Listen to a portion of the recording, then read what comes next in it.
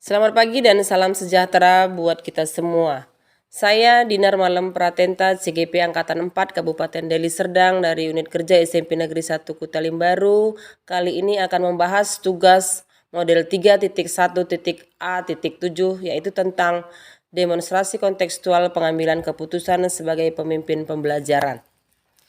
Dilema etika dan bujukan moral. Dilema etika adalah benar lawan benar merupakan situasi sulit yang mengharuskan seseorang untuk menentukan pilihan antara dua kemungkinan yang sama-sama tidak menyenangkan atau menguntungkan. Sedangkan bujukan moral, benar lawan salah adalah merupakan situasi yang dialami oleh seseorang yang mengharuskan membuat keputusan antara benar atau salah. Pengambilan keputusan. Untuk mengatasi situasi dilema etika, maka kita dapat melakukan pengambilan keputusan. Pengambilan keputusan harus tepat agar mampu mengkoordinir dan mewakili segala kepentingan yang terlibat di dalamnya.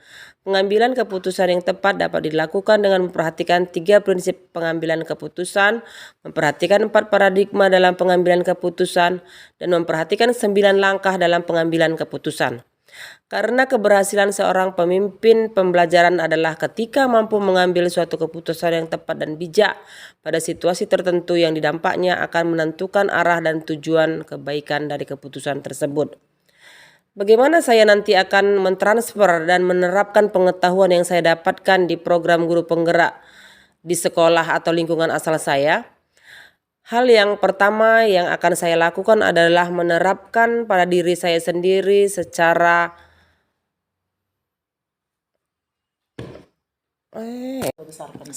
konsisten dan berkesinambungan.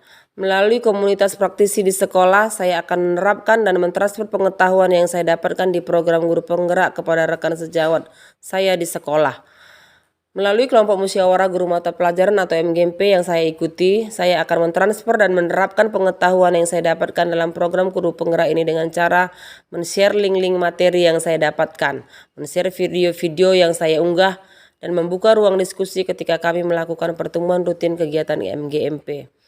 Selain itu, bisa juga melalui sosial media yang saya miliki. Saya akan selalu men-share kegiatan dan materi yang saya dapatkan dengan harapan apa yang saya bagikan akan dapat menjadi motivasi dan memacu keingintahuan teman-teman yang memiliki keinginan untuk berkembang dan mengupgrade pengetahuan dengan mengikuti program guru penggerak. Apa langkah awal yang saya lakukan untuk mengambil keputusan berdasarkan pemimpin pembelajaran? Langkah pertama yang akan saya lakukan adalah melakukan pemetaan terhadap kasus atau situasi yang saya hadapi. Kemudian saya akan menelaah kasus tersebut apakah kasus ini termasuk dalam dilema etika atau bujukan moral. Kemudian saya harus teliti dan tidak gegabah dalam melihat nilai-nilai kebajikan yang mendasar yang bertentangan sehingga saya dapat mengambil keputusan secara sistematik dan terstruktur berdasarkan paradigma, prinsip-prinsip, dan langkah-langkah pengambilan keputusan yang tepat dan bijak. Setelah pengambilan keputusan diambil, saya akan melihat lagi dan merefleksikan apakah keputusan yang diambil sudah tepat dan sudah sesuai dengan seluruh tahapan pengambilan keputusan yang tepat. Jika sudah, maka keputusan yang diambil dapat disosialisasikan dan dapat dipertanggungjawabkan secara legal dan bijak. Kapan saya akan menerapkan langkah-langkah pengambilan keputusan ini? Saya akan mulai menerapkan langkah-langkah pengambilan keputusan diawali dengan mulai dari diri dan mulai saat ini. Untuk penerapan langkah-langkah pengambilan keputusan di sekolah secepatnya saya akan meminta izin kepada kepala sekolah selaku atasan langsung saya untuk mensosialisasikan materi pengambilan keputusan yang saya peroleh dari program guru penggerak agar rekan sejawat saya dapat ikut dan menerapkan langkah-langkah pengambilan keputusan bersama-sama dengan saya.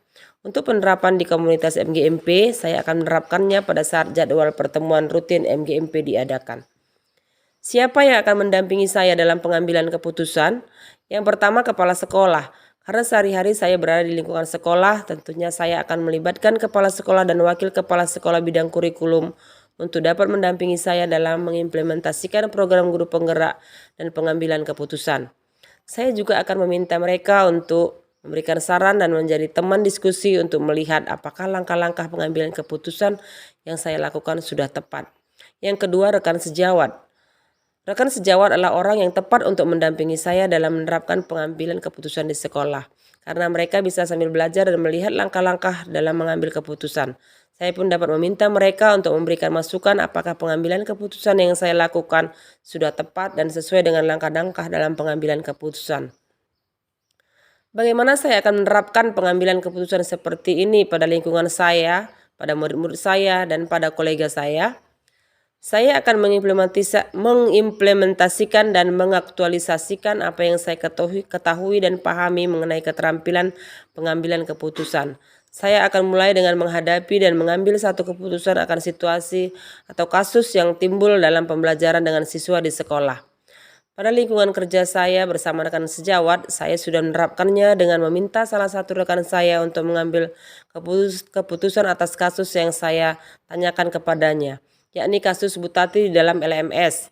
Dan ternyata rekan sejawat saya mampu mengambil keputusan dengan tepat dan melalui tahapan serta langkah-langkah dalam pengambilan keputusan. Bagaimana saya bisa mengukur efektivitas pengambilan keputusan ini? Pengambilan keputusan yang tepat dapat dinilai dengan melihat kualitas dari sebuah keputusan yang diambil. Bagaimana reaksi orang-orang terhadap keputusan tersebut dan sampai sejauh mana keputusan diambil tersebut dapat mengcover seluruh kepentingan orang banyak yang terlibat di dalamnya. Semakin tepat dan bijak keputusan diambil, maka akan semakin banyak orang yang terpuaskan.